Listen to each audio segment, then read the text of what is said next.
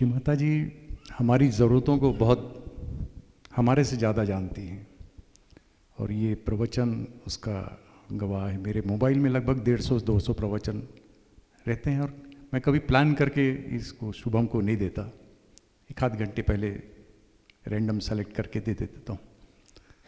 और इस प्रवचन से संकेत ये भी है, यदि कोई प्रश्नोत्तर सेशन में बीमारी संबंधी कोई बातचीत करना चाहता हो तो उसको खुश कैसे रहें जैसे शब्दों में ट्रांसलेट कर ले, बदल ले, क्योंकि वो श्री माता जी चाहती है ऐसा कि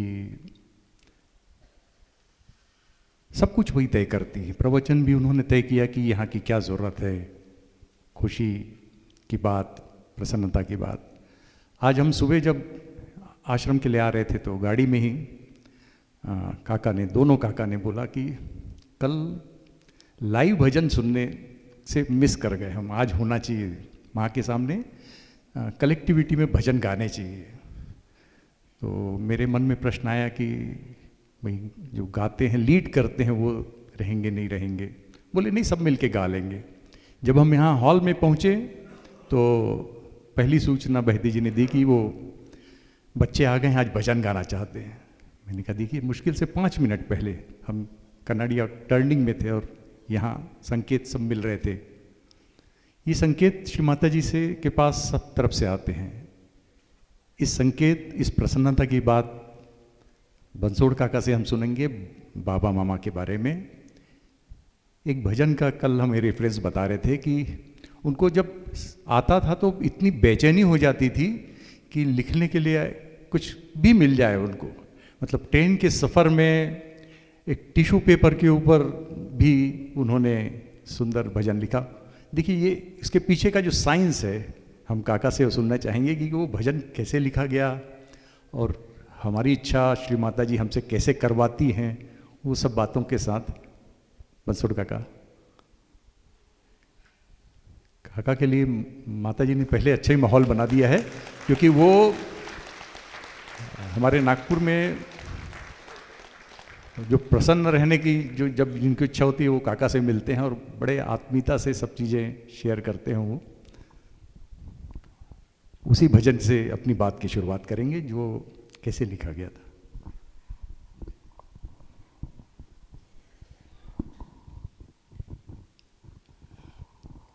जय श्री माता जी।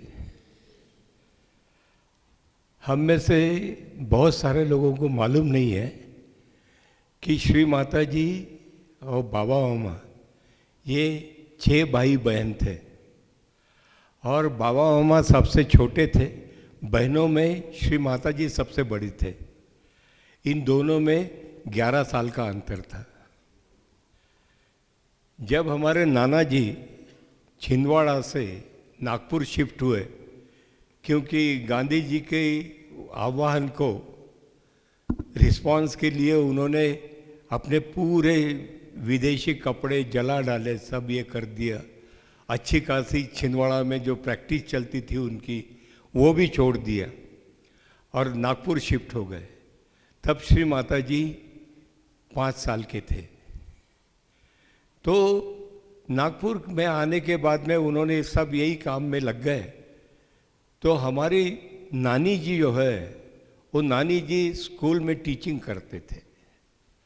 अब इतने बच्चों को संभालना, बराबर ये करना, तो इसलिए बाबा मामा जो सबसे छोटे थे, तो बाबा मामा की रिस्पॉन्सिबिलिटी श्री माता जी की तरफ।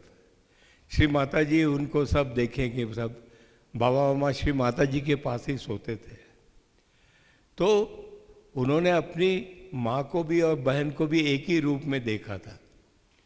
पर ऐसे ही बढ़ते गए। अगर श्री माता जी नहीं होते थे, जब नाना जी जब शांत हुए, 1954-55 की बात है, तब अकेले बाबा मामा की पढ़ाई होने की रह गई थी। तो नाना जी को बड़ी तकलीफ थी कि अरे मैं सबके लिए तो किया जो भी कुछ कर सकता था, पर बाबा के लिए कुछ नहीं कर पाया। तो तब श्री माता जी से बाबा नाना जी ने वचन लिया था कि आप इसका देखभाल करेंगे, इसको ये करेंगे करके। ऐसे चलते रहा। तो बाबा मामा वकील भी बने, चार्टर अकाउंटेंट भी बने, वो सब श्री माता जी संभालते रहे थे। पर बाकी उनके जो बड़े भाई थे वो एस्टैब्लिश थे, उनको सब इसमें ये मिल गया, जैसे बोलते हैं ना हम, इनहेरिटेंस में जो पिताजी से चलते आया था उसमें ही उनको मिला। क्योंकि नाना जी हमारे जो ये थी काउंसिल थी पूरे ऑल इंडिया की, और ये जो जिन्होंने अपना संविधान लिखा था वो संविधान कमेटी के भी मेंबर थे वो। तो ये सब की वजह से एनकेपी जो थे सबसे बड़े भाई, उनको दिल्ली में उनका वो जो बंगला भी मिला था, क्योंकि वो उसमें पार्लियामेंट मेंबर भी बने बाद में। तो ये तो सब हुआ था। बाबा मामा का आगे बढ़ता गया सफ़र। तो बाबा मामा इतने करीब से देखे थे श्री माता जी को कि जब बाबा मामा को चार्टर अकाउंटेंट होने के बाद में नौकरी लगी और वो ईरान में नौकरी कर रहे थे, तब श्री माता जी अमेरिका से वापस आ रहे थे। ऐसा हमको हमेशा लगता है कि श्री माता जी क्योंकि तब श्री माता जी सहस्त्रार खोल चुके थे, तब भी इसका हमें ये नहीं था कि श्री माता जी के जो कल्पना दीदी है उनके साथ में एक हादसा हुआ था उनके साथ में। ये तो वो मिसकंसेप्शन का ये हुआ था, तो वो जो बच्चा था वो वहाँ अमेरिका में ये करके गए थे, वहाँ वो रहा नहीं। तो वहाँ से श्री माता जी वापस आ रहे थे, बाबा मामा को भी उधर बुलाया था पर बाबा मामा जा नहीं पाए थे। तो श्री माता जी जब आए तो श्री माता जी का सामान दूसरे फ्लाइट में चला गया था। बाबा मामा जानते थे कि श्री माता जी कितनी अपने कपड़े के बारे में सब इसमें कितनी डिसिप्लिन रहते थे, क्योंकि इनके घराने का ये डिसिप्लिन रहना ये तो इनके घराने की देन थी। वो बाबा मामा हमेशा मुझे बताया करते थे कि हमारे घर में एक सबसे बड़ी बात है कि अकाउंटेबिलिटी। जो काम आप पे सौंपा गया है उसको बराबर निभाओ, उससे बच नहीं सकते। और दूसरा उन्होंने जो मेरे को बात बताई थी कि करप्शन चाहे 2 रुपये का हो चाहे 100 रुपये का हो, दोनों की भी ये उतनी है, अहमियत उतनी है। Corruption at any level is not tolerable. तो श्री माता जी आए। अब जैसे ही बाबा मामा के ध्यान में आया कि बाबा मामा क्योंकि एयर इंडिया में थे, उनके ध्यान में आया कि श्री माता जी का सामान ये हो गया, अब कैसा करेंगे। क्योंकि एयर इंडिया में होने से उनको मालूम था कि कैसा ये होता है, कहाँ जाएगा, कब तक आएगा। तो श्री माता जी बोलने लगे कोई ये नहीं है, दिक्कत नहीं है, तुम चिंता ना करो। बाबा मामी भी वहाँ थी, उनको तो मैं कुमुद के कपड़े पहन लूँगी। तो ये पहला शौक था। तो इतना ये हो गया, इतने रिलैक्स थे श्री माता जी। अब श्री माता जी ने देखने गए, ईरान देखने गए, तो वहाँ का एक ये देखने गए पुराना ये, तो वहाँ जो गाइड था वो गाइड प्रोफिशिएंट था, यानी पढ़ा लिखा गाइड था।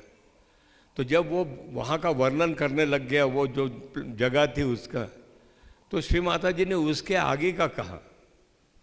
जब बताया कि ये हॉल इतना ही नहीं था, ये इससे भी बड़ा ऐसा हॉल था करके, उसको चक्कर आने लग गए। बोलने लग गया कि आपकी दीदी को कैसे इतना मालूम है करके। श्री माता जी तब बताया कि ये इंद्र की राजधानी थी ये, तो इसलिए मुझे सब मालूम है यहाँ का। बाबा मामा का एक कलीग था, जापानीज कलीग। वो जापानीज कलीग जैसे ही वो श्री माता जी को मिलाया उससे, तो श्री माता जी बोलने लग गई इसका इंडियन कनेक्शन है। बाबा मामा हंसने लग गए। श्री माता जी आपकी 2-3 बातें तो मैंने देखी, पर ये बराबर नहीं, क्योंकि मैं इसके फैमिली से मिल चुका हूँ, इसके माँ से भी मिल चुका हूँ, सब मालूम है मुझे। बोलने लगे तू फिर से पूछ ले। मैं जब बताती हूँ तेरे को कि इसका इंडियन कनेक्शन है करके, तो बाबा मामा उसके पास गए, बोलने लग गए, भाई मुझे तो मैंने तुम्हारी माँ से भी मिला हूँ, सबको मिला हूँ, पर मेरी बहन कहती है, वो इंसिस्ट कर रही है कि तुम्हारा इंडियन कनेक्शन है। वो अचरज में पड़ गया, बोलने लग गया, हाँ बराबर है, मेरी माँ इंडियन थी, ये तो मेरी दूसरी माँ है पर मेरी माँ इंडियन थी। तो बाबा बड़े ये हो गए। उसके बाद में श्री माता जी को बोलने लगे, आप क्या कर रही है, इतना सब कैसे कैसे ये हो रहा है। श्री माता जी बोलने लगे, तू एक काम कर, तू पेपर में इश्तिहार दे कि किसी को कोई किस तरह की भी बीमारी हो या ये हो तो यहाँ दुरुस्त हो जाएगा, कोई पैसे नहीं लगेंगे करके। तो लोग आने लग गए। अब आने लग गए तो श्री माता जी उनको रियलाइजेशन देने लग गए वहाँ। अब क्या हो गया कि जैसे कि हम सबको पता है कि चक्र अगर मूलाधार चक्र अगर किसी का एकदम साफ हो तो वो बहुत सुंदर तरीके से सुगंध एमिट करता है, बहुत सुंदर तरीके से।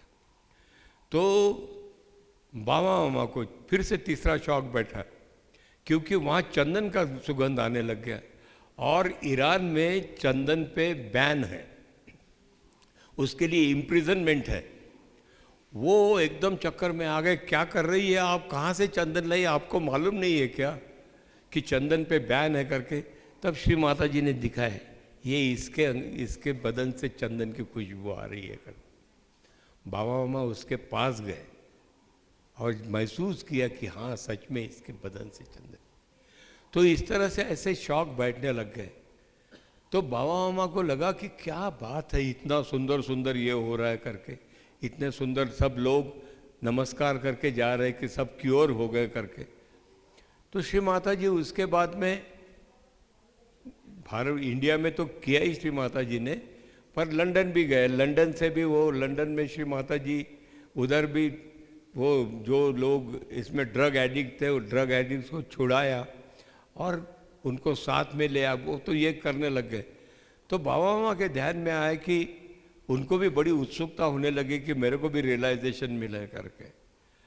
तो ये जो बहन भाई का रिश्ता था, ये उसमें सबसे बड़ा आडंगा बनता था। इसकी वजह से बाबा मामा को रियलाइजेशन नहीं मिल रहा था। तो बाबा मामा हर तरह की मदद करते थे। वो श्री माता जी के लिए, जो ये लोग आएंगे तो उनके लिए खाने के लिए इंतज़ाम करेंगे, म्यूज़िक का भी ये करेंगे। पर कभी कभी देख के हैरान होते थे कि ये जो लोग हैं कुछ किसी भी तरह से बजा रहे और कुछ भी गाना गा रहे, जिनको उतना आवाज़ भी नहीं है और गाना गा रहे, तब भी श्री माता जी एंजॉय कर रहे, ये क्या हो रहा है। तो ये ऐसे ही चलता रहा।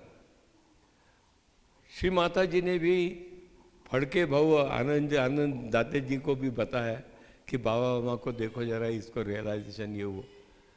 तो ये तब जो शेगांव के जो बड़े महाराज हैं उनके भक्त थे।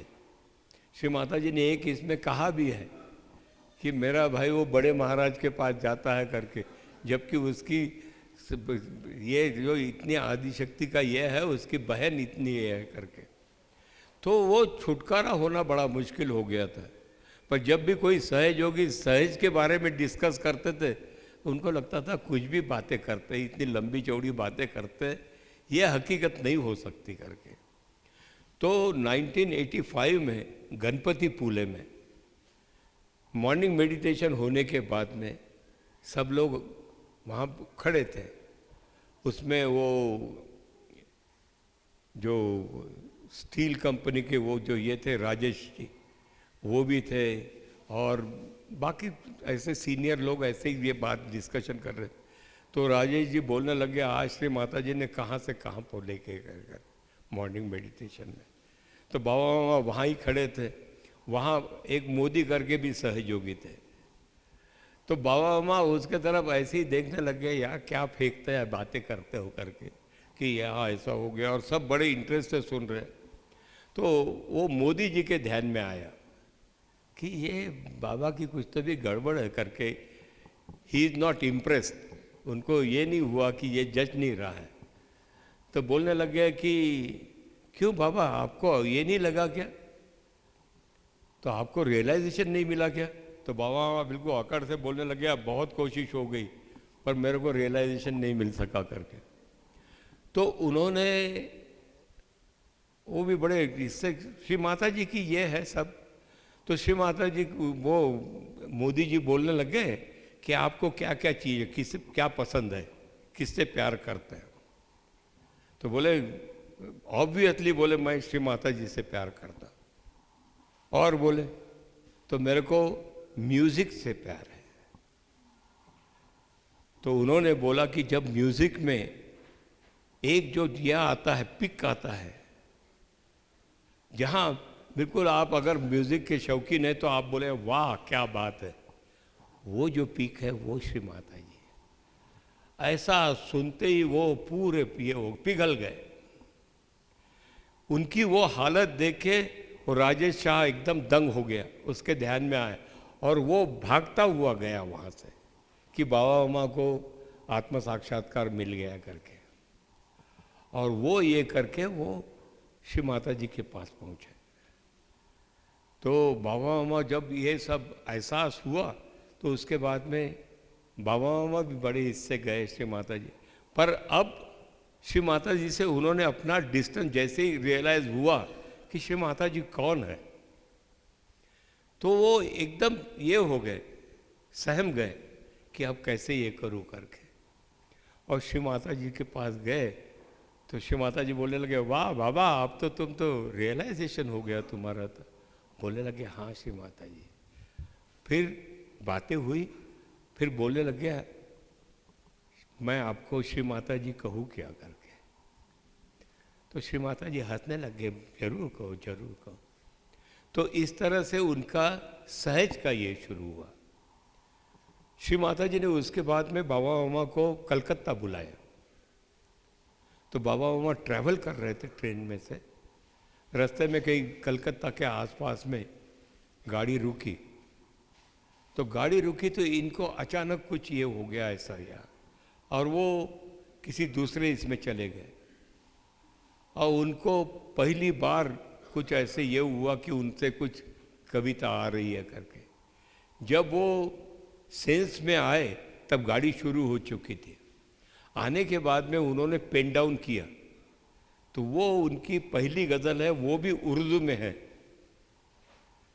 वो बीच मजदार वो ढूंढता है करके जो है गज़ल है, वो पहली गज़ल उन्होंने पेन डाउन किया। तो वो गज़ल लिखने के बाद में उनको बड़ा ये होने लग गया, समझता तो है नहीं मेरे को ये उर्दू कैसा करके। तो वो श्री माता जी के पास ले गए, बोलने लगे वाह बाबा बहुत सुंदर लिखे तुमने, वाह। श्री माता जी क्या मुझे, तो श्री माता जी ने उनको उसका मीनिंग समझाया। बोलने लग गया अब तो तुम तो इतने ट्रांसपेरेंट हो गए हो, तुम्हारा नाम आज से बेलोस, बेलोस यानी एब्सोल्युटली प्योर स्पॉटलेस। तो इस तरह से बाबा मामा का शुरू हुआ। अब उनको तो ये होने लग गया, श्री माता जी हिंदुस्तान में जब आते थे तो नवंबर के दरमियान आते थे, यानी दिवाली पूजा कभी कभी परदेश में ही होते थे, उसके बाद में आते थे। और दिसंबर का ये होता था और फिर मार्च की तरफ ये शिवरात्रि पूजा वगैरह। तो ये जो इनका ये चार्टर्ड अकाउंटेंट होने से इनका ये पीक टाइम रहता था, क्लाइंट्स का सब ये करना है वो करना है। तो कभी कभी उनको लगता था कि श्री माता जी आप तो वो तो श्री माता जी को तो परीक्षा लेना है। तो श्री माता जी कभी बोलते थे बाबा इधर आ जाओ करके। तो इनको बड़ा ये लगता था अरे अभी जो इतना ये हो रहा है सब कुछ कैसा हो जाएगा। फिर भी वो विश्वास होने से वो सब छोड़ के बाबा मामा चल दिए। अब उनको उसके बाद में ये एहसास हुआ कि मेरे जाने से जो मेरा नुकसान जो हुआ था, जो 5-10 लाख का नुकसान हुआ था, उसके बाद में मेरे को 25 लाख का फायदा हुआ। तो ये जब एहसास होने लग गया तो वो और भी ज़्यादा बढ़ने लग गए। और वो बढ़ने लग गए तो श्री माता जी को बाकी सबके सबसे ज़्यादा तो बाबा ही उतना ज़्यादा ये था ना क्योंकि इतनी इंटीमेसी थी, पहले से इतनी इंटीमेसी थी, वो और भी ज़्यादा, तो श्री माता जी और ज़्यादा उनके साथ में शेयर करते थे। तो वो जितना भी ये करे तो श्री माता जी की एक एक बात सुन के उसको कैसे ये करूँ, ये इसका बड़ा उनको ये होता था। तो जब पहली ये जो बाकी जो लिखी, तो जैसे ब्रह्म शोधिले ब्रह्मांड मियाले, या तो दूसरी ये मराठी में एक से एक सुंदर लिखा है। गुरु तोच बनवील खरा माझा, गुरु तोच बनवील मम माझा, जो मेरे को मेरा बनाए वो असल में गुरु है। तो इतने सुंदर सुंदर, तो ब्रह्मांड मियाले वो जो जब श्री माता जी ने सुना, श्री माता जी की आंखों से पानी आने लग गया कि कितना सुंदर। तो बोलने लगे श्री माता जी मुझे कुछ नहीं है, ये सब आप बताते वही है। तो ये अगर आप उसमें देखेंगे जो ये गुरु तो उसमें एक स्टैंजा है, गुरु विन विद्या खडकावरील बीज, असुनी भूवरी परी फुटे ना अंकुरतीज, गुरु प्रेम होई परिपूर्ण तीज, गुरु कृपा त्याला पूर्ण इथून याच्या पूर्ण हे करते म्हणून। इसका मतलब ये है कि पत्थर भी बोलो तो वो भूमि है, पर उसमें बीज रहने से वो उसको अंकुर नहीं फूटता, क्योंकि वो उसमें कैपेसिटी नहीं है। तो वो जब वो उसको अंकुर फूट नहीं सकता, तो गुरु कृपा से जो ये होता है तो उससे ही उसका भला होता है, और गुरु की कृपा ही उसको परिपूर्णता से उसको आगे बढ़ाती। तो मराठी का हम लोगों को तो उतना ये नहीं है, पर हम लोगों ने उसका ये समझ लेना चाहिए कि कितना सुंदर सुंदर मीनिंग है कर। उसके बाद में ऐसे ही उनका ये चलते रहा, उत्साह भी बहुत बढ़ता रहा। तो एक बार वो बम्बई जा रहे थे किसी काम से, तो फर्स्ट क्लास के ट्रेन में बैठे थे। तो फर्स्ट क्लास का जो कंपार्टमेंट होता था वो कूपे जैसा होता था, 4 की कूपे है, 2 की कूपे है। तो इनके साथ में नागपुर की एक लॉयर भी थी, 3T पटेल करके। तो 3T पटेल वो दोनों जानते थे, तो बात कर रही थी। तो वो उन्होंने चाय का ऑर्डर दिया। तो उस ज़माने में ट्रेन में चाय भी आती थी तो ट्रे में आती थी, तो उसमें शक्कर का ये रहेगा, दूध का अलग से रहेगा, और गर्म पानी और इसका ये रहेगा वगैरह, और टिश्यू पेपर भी रहता था। तो ऐसी बातों बातों में चाय बनाने लग गई। तो उतने में श्री बाबा मामा के ध्यान में आया कि मेरे को कुछ तो भी ये हो रहा है करके। अब कागज़ ढूंढने लगे, कागज़ तो कुछ मिला नहीं। तो बाबा मामा ने वही टिश्यू पेपर लिया, उसको बोला तू चाय पीते रहे, मैं करता इधर करके। और बाबा मामा ने उसमें वो लिखा, निर्मला किति वर्णा भी तुझी ग स्तुति। ये जो लिखा है वो टिश्यू पेपर पे लिखा। तो ये जब उनके ध्यान में आया कि कितना सुंदर सुंदर ये होता है, तो आगे बढ़ने लग गए इसमें। तो हर तरफ जिधर भी जाए, तो अब तो दाते जी तो बहुत सुंदर इसका एक्सप्लेनेशन देंगे, पर जहाँ भी जाते थे तो उनको यही महसूस होता था, हर चीज़ में ढूंढने लग जाते थे। तो नागपुर में जब राम जन्म का त्यौहार होता है, बहुत ज़बरदस्त नागपुर में ये होता है, रैली निकलती है, खूब लंबी चौड़ी, कम से कम 3-4 किलोमीटर की रैली होती है, उससे भी ज़्यादा होती होगी। और बहुत सारे ये होते हैं, उसमें सीन्स बनाते ये करते हैं। तो उसके पोस्टर लगे हुए थे। तो उन्होंने वो पोस्टर देखा तो उनको बड़ा ये आया, वाह क्या सुंदर है, क्या भक्ति है। कहीं हनुमान जी का भी ये था, तो हनुमान जी का भी देख के तो उनको ये आया। तो उन्होंने वो आया, उनको जैसे ये होने लग गया, तो श्री माता जी की एनर्जी तो आ नहीं है। श्री माता जी की एनर्जी आई तो भर दे इतनी भक्ति माँ मेरे अंग अंग में, जैसे राम के बजरंग में। तो गणपति पूले में जब श्री माता जी को ये सामने पेश किया, तो श्री माता जी, बाकी तो स्टैंजा तो ये हो रहे थे, पर उसमें 2 स्टैंजा पे श्री माता जी ने स्पेशल ये किया कि वाह ये है। तो उसमें से एक था कि भीख तू इतनी दे दे माँ मेरी मैली चादर में, दर्पण हर पल देखूं तेरे सत्संग में। तो ये जो स्टैंजा है, उसके बाद में और एक स्टैंजा,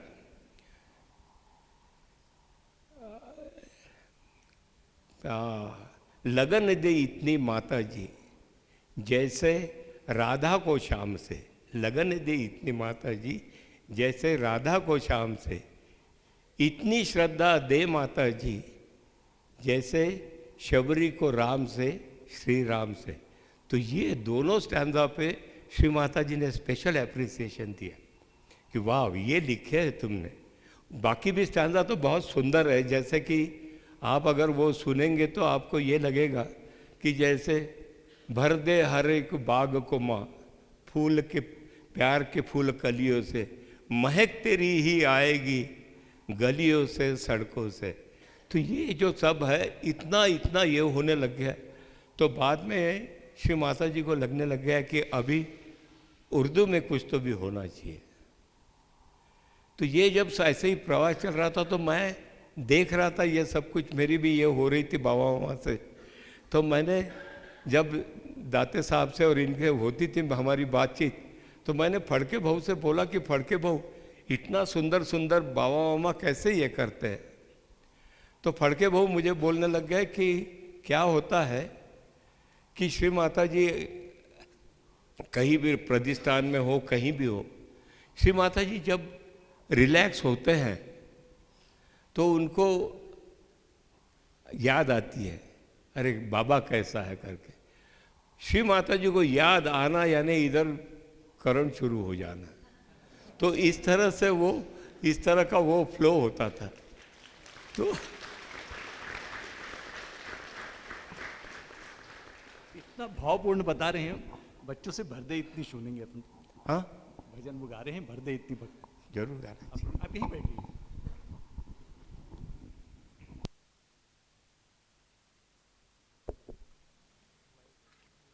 आगे बढ़ाते हुए बाबा मामा ने एक बहुत सुंदर, और भी सभी, एक भी ऐसा ये नहीं है कि जिसमें कोई कमी हो। तो उसमें माँ तेरे निर्मल प्रेम को मेरा शत शत प्रणाम, तुझको तेरा हर बच्चा प्यारा, राम रावण हो या राम। तो ये इसमें जो आखिरी स्टैंजा है, वो आखिरी स्टैंजा तो इतना सुंदर ये है, माँ तू तो प्यार का सागर है माँ, फिर भी मानव क्यों प्यासा है, प्यासे जगत को प्यार से भर दो, ये मेरी अभिलाषा है, मेरी ये अभिलाषा है। तो ये उसी तरह के इतना, हर इसमें आप देखेंगे तो इतना सुंदर सुंदर ये होता था। इसमें फिर बीच में उर्दू का भी आ रहा था कि जैसे खुद की खुदी को खोकर खुद तू खुदा में खोए जा, फानी है वो खोए जा, लाफानी है वो पाए जा। तो इसमें खुदी का मतलब होता है तेरा ईगो, उसको खोकर तू खुद को खुदा में खोए जा। और फानी जो है वो सब ये मॉर्टल जो चीज़ें हैं, जो नाशवंत है, वो नाशवंत चीज़ों को सबको उसको दूर करके आप जो चिरंतन है वो चिरंतन को उसको अपने इसमें कर लो। तो ऐसे ही सुंदर सुंदर ये हो रहा था। तो उसमें इतना एक सुंदर ये है कि उसका मैं 4 ही लाइन आपको उसको सुनाता हूँ।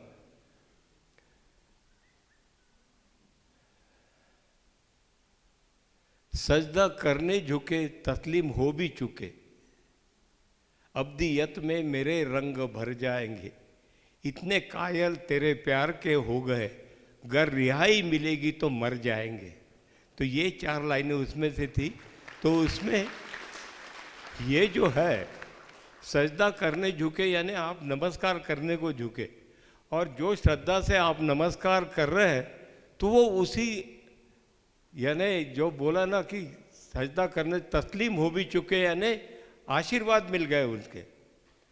तो वो जो सहयोग के जो आशीर्वाद है, तो अब्दियत में मेरे यानी जो मेरे जो अंदर की हालत थी उसमें जो पहले से ही इतना कलरफुल था उसमें और भी रंग भरने लग गए। तो जब ये इसका एहसास और गहरा होने लग जाता है, क्योंकि बाकी भी इसमें उन्होंने एक बहुत सुंदर सुंदर इसमें ये किया था तो इसके इतने कायल हम तेरे प्यार के हो गए, हम घर रिहाई मिलेगी तो मर जाएंगे। तो ये उसमें से एक था। और दूसरा और भी सुंदर सुंदर ये था, जैसे आपको मराठी में भी एक सुंदर ये लिखा था, पर वो जो सामने बैठे हैं, दोनों जहां को समेटे बैठे हैं, ये भी बहुत सुंदर। और इतना मामा में जैसे कि बताया कि इतना उत्साह रहता था कि नागपुर में भी प्रोग्राम करते थे, बढ़िया खाना भी खिलाते थे और बहुत सुंदर वो उसका प्रेजेंटेशन भी देते थे। बहुत सुंदर, बहुत मज़ा आता था, बहुत सुंदर ये होता था। तो उसमें से आगे बढ़ते हुए आपको बताते हैं कि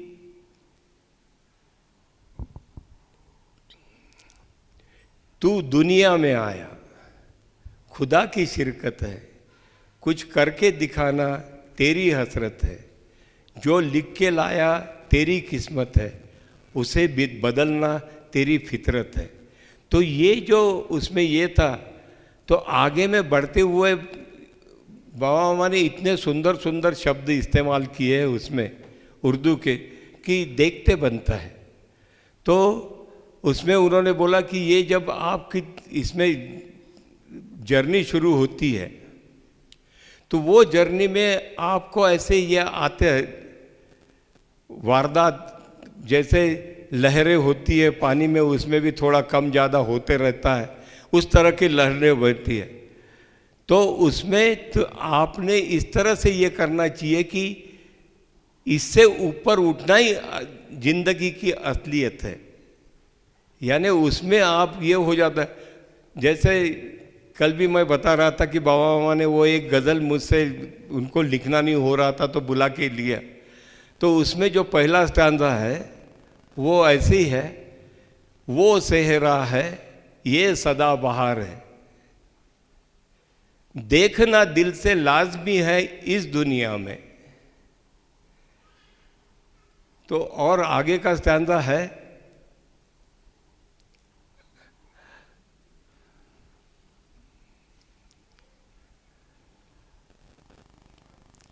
मुझे भी याद नहीं आ रहा, बाद में जब आएगा तब बताऊंगा।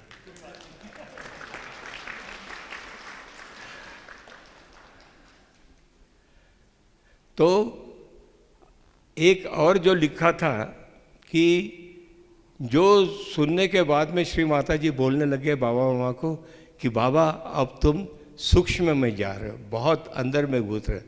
वो पहला ये था कि सैलाब में आब है। सैलाब यानी जो बाढ़ आती है, जोर की बाढ़ आती है, वो सैलाब, उसको सैलाब कहते हैं। तो सैलाब में आब है, पर आब की वो नई पहचान, वो पानी जो आब यानी पानी, पानी की वो पहचान नहीं है। पानी की पहचान क्या है? तो जो ओस पड़ती है या बहता हुआ सुंदर सा झरना, वो पानी की पहचान है। तो दूसरे स्टांजा में श्री माता जी ने बाबा मामा से जो लिखवाया, उसमें आगे बढ़ते हुए दूसरे स्टांजा में है, जल जला जमी से निकलता है। जल जला यानी अर्थक्वेक, जिसे भूकंप कहते हैं। भूकंप जमी से ही होता है, पर वो जमी की पहचान नहीं है। तो जमीन की क्या पहचान है? जो उसमें बनता है, सुंदर फूल देते हैं, जो खुशबू देने वाले फूल होते हैं या सुंदर अनाज होता है, वो जमीन की अच्छी पहचान है करके। फिर आगे में जो इसके बारे में लिखा है, आग जो रोशनी देती है, और वो रोशनी की नहीं है पहचान। तो जो दिया दिए को जलाए, वो असल में रोशनी की पहचान। तो इस तरह से वो आगे बढ़ते हुए उन्होंने एक और स्टैंजा सुंदर सा लिखा था, अंबर से बिजली गिरती है पर, अंबर यानी आकाश, आकाश से बिजली गिरती है पर बिजली अंबर की नहीं पहचान। तो आगे में क्या लिखा है? वो दायरा आफताब का है।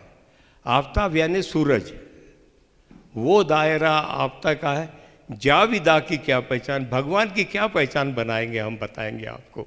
तो वो पहचान के परे है। तो उसका अगला स्टैंजा तो कल मैंने सुनाया था, वो कि दिखता है वही क्या सच है,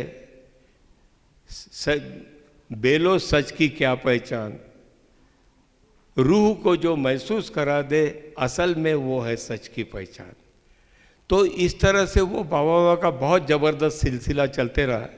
तो उसमें एक और भी सुंदर, वो प्यार देने को मजबूर, तू प्यार पाने से मजबूर। तो ये उसको ये करते हुए इतना सुंदर ये किया था कि ये प्यार सूरज सा नहीं जो बादलों में ढक जाता है, या ये सूरज ये दरिया जैसा नहीं कि जो बांध में बन जाता है, ये छाव जैसा भी, ये हमारी छाव जैसा भी नहीं कि जो रात में हट जाता है, ये चांद जैसा भी नहीं कि जो कभी घटे कभी बढ़ जाए। तो कैसा है प्यार, ये मुसलसल सिलसिला, मुसलसल यानी जो कंटिन्यूअस, ये कभी क्षय न होने वाली ऐसी चीज़ है ये प्यार। उसमें आगे में स्टैंजा है, एक स्टैंजा है, प्यार किस तरह की ये है। तो प्यार का ये मतलब ये है कि वो सिमट जाए तो दिल आशिक है, और फैल जाए तो जमाना है। तो इस तरह से उन्होंने ये किया था। दूसरा ये था कि काम उनका फ़कत ये दौलत दिल की लुटाना है। बहुत सुंदर सुंदर। और आखिरी में एक इसका वो ये करना चाहूँगा, जो ये था कि नक्शपा यानी नक्शपा जहाँ तेरा मिला मिल गई मंजिल। नक्शपा यानी जो आपकी फुटप्रिंट्स है श्री माता जी, वो जहाँ भी मिले वो मेरे लिए मंजिल है करके। तो वो उसको आगे बढ़ाते हुए उन्होंने बहुत सुंदर लाइनें है उसमें भी कि जहाँ पड़ा खाकी पा तेरा, जहाँ पड़ा खाकी पा यानी जो आपके चरणों की धूल, जैसे वो जो आयुर्वेद से ये रखते हैं उनको मालूम है, कभी कभी वो वैद्य खाक देता है, खाक यानी वो पाउडर होता है। तो जहाँ पड़ा खाकी पा तेरा, वो जो जहाँ पड़ा वो जमी हो गई मुकद्दर। वो मेरा इतना ये है कि वो मेरे लिए इतनी पवित्र स्थान है कि वो मेरी हमेशा के लिए पूजा का स्थान है, वही मेरी मंजिल है। उसके आगे में जो स्टैंजा है,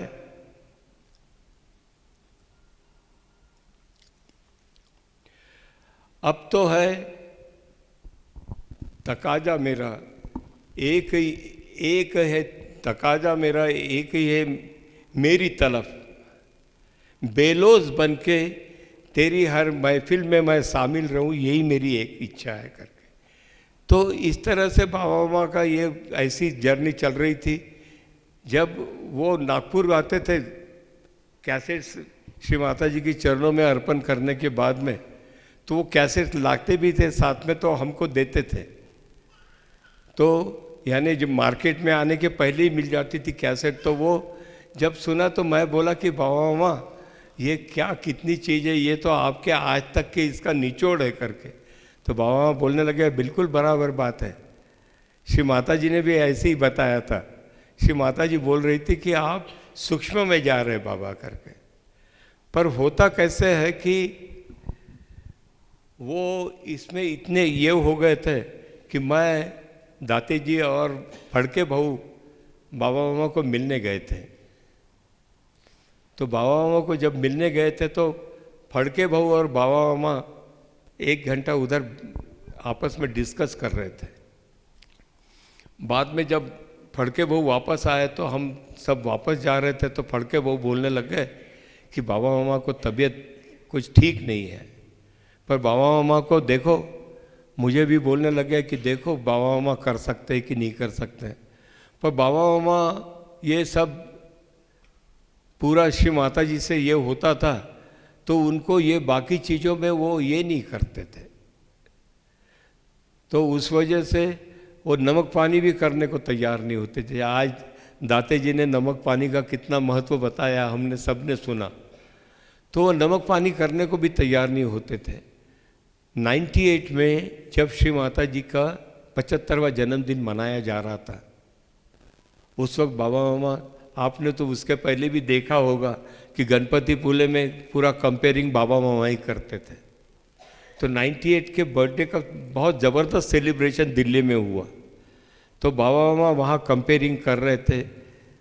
बर्थडे सेलिब्रेशन के बाद में श्री माता जी जब खाना खाने, बाबा मामा भी साथ में थे, और श्री माता जी लेट सोने को गए, 12 साढ़े 12 बज गए होंगे, और बाबा मामा भी सोने को गए। तो वहाँ डॉक्टर अपर्णा थी नागपुर की। बाबा मामा की तबीयत रात में अचानक खराब हो गई। तो जब इनसे कुछ नहीं हुआ, 3 बजे के करीब श्री माता जी को बताया गया कि बाबा मामा की तबीयत खराब है करके। तो श्री माता जी आए। श्री माता जी बाबा मामा के साथ में 3 घंटा वहाँ रुके। 6:30-7 बजे के करीब बाबा मामा को भेजा गया हॉस्पिटल में। 4 घंटा बाबा मामा हॉस्पिटल में रहे। 11:30-12 बजे वहाँ से वापस आए। शाम को स्टेज पर फिर से थे, किसी को भी कुछ भी पता नहीं चला। पर अपर्णा ने बाद में मुझे बताया कि बाबा मामा उस दिन नियरली गए ही थे करके, कि श्री माता जी ने उनका रिवाइवल कराया करके। अब देखो कैसी बात होती है, ये तो मैं ऐसा ये नहीं होना चाहिए।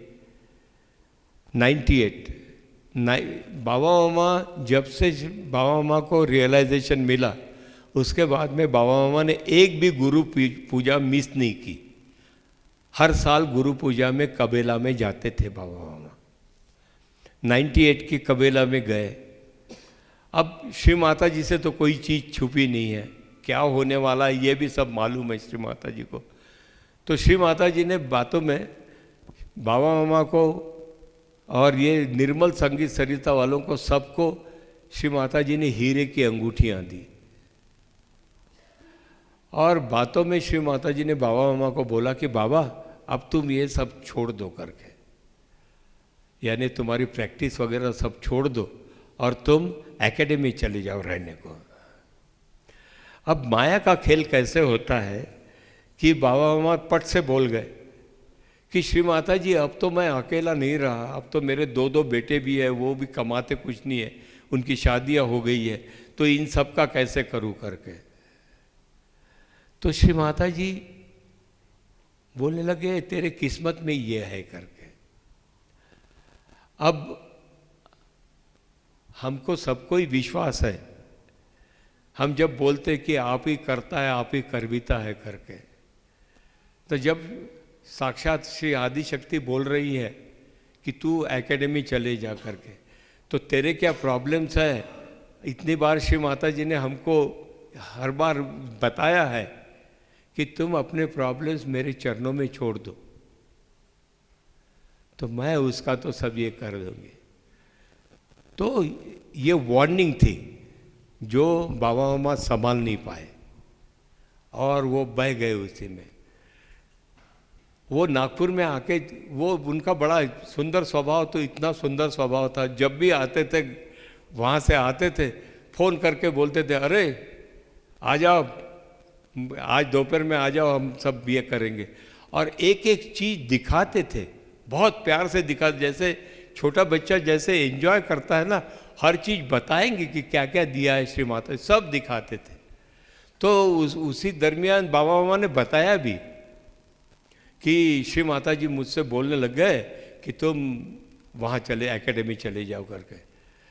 तो मैं बोला कि मामा हाँ चलते हैं करके, अपन भी एकेडमी में रहेंगे करके। तो बोलने लगे मैंने श्री माता जी को बोला कि मेरी फैमिलीज है, अब कैसे जाऊँगा करके। लिटरली 6 महीना बाबा मामा प्रैक्टिस कर पाए उसके बाद में,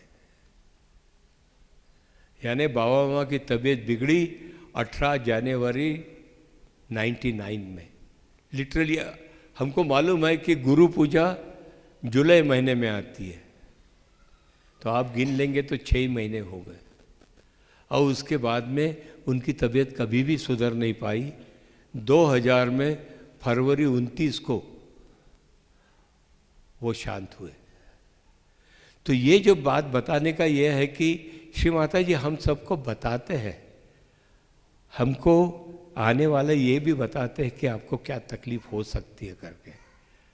हम उसको अगर सही ढंग से ये करें तो हमारा हमेशा ही भला होगा। हर चीज़ में हमें श्री माता जी हमारा रक्षण करने को उतने ही, कितनी बार बताया है कि आपके आजू बाजू में कितने गण रहते करके, आपको कोई ये नहीं, ये काय के गार्ड होते इनके, इनसे सक्षम गार्ड तो तुम्हारे पास है करके, और हमेशा हमारी रक्षा करते ही रहते हैं। तो श्री माता जी पे हमारा ये अटल विश्वास होना चाहिए। जैसे वो एक इसमें बाबा मामा ने दाते भैया उनको मिलने गए थे वहाँ हिंदुजा हॉस्पिटल में, तो माँ दाते जी के पास बाबा माँ रोए वहाँ कि मैं, मेरे घर के लोगों की वजह से मैं अभी हतबल हो गया करके। तो वो इतना ये था, तो वहाँ जो उन्होंने जो ये लिखी, गज़ल लिखी, सहज की राह पर अटल खड़ा हूँ मैं, मौत से लड़कर ये खड़ा हूँ मैं करके। तो इतना सुंदर ये लिखा था। जब श्री माता जी को ये हुआ, क्योंकि घर के लोग तैयार नहीं थे उनको ट्रीटमेंट ले जाने के लिए, दाते साहब उसके गवाह है कि श्री माता जी ने वहाँ पूरी तैयारी करके रखे थे प्रतिष्ठान में कि ऊपर का कमरा कहाँ रहेंगे, बाबा माँ किस तरह से ट्रीटमेंट देनी है। और जब श्री माता जी को पता चला तो ये तो पूरे डेस्टिनी है कि बाबा माँ अगर हॉस्पिटल से घर न जाते हुए सीधे वहीं से एयरपोर्ट जाते थे तो पहुंच जाते थे। श्री माता जी ने वहाँ मॉडल बनाया था, वो मॉडल को श्री माता जी ट्रीटमेंट दे रहे थे। मैं हॉस्पिटल में बाबा मामा के पास उस दिन 4-5 बार बताया, उनको कान में बता रहा था कि बाबा मामा जरा धीरज रखिए, श्री माता जी आ रहे हैं करके। तब उनकी जान तो 90% तो गई हुई थी, वो बिल्कुल उनकी आंखें भी ये हो गई थी। श्री माता जी बाबा मामा को क्लियर करने के लिए आए थे। जब बाहर में बैठे, श्री माता जी बहुत इसमें थे, तो मामी उनके बेटे बैठे हुए थे, हम पीछे में ऐसे ये थे, तो ये रोने लग गए। तो श्री माता जी ने पास के पैसे निकाल के दिए, बोलने लगे मैं रुक नहीं सकती, उधर पापा जी की तबीयत ठीक नहीं है, मुझे वहाँ जाना है करके। बोले अब रोने से क्या फ़ायदा है, आपको, आप लोगों की वजह से ही बाबा मामा का ये हाल हुआ करके। और आगे में श्री माता जी ने कहा कि आपको उसका अंदाज़ा नहीं है कि बाबा के जाने से मेरा पर्सनली और ये पूरे संसार का कितना बड़ा नुकसान हुआ, इसका आपको एहसास नहीं है करके। जय श्री माता जी।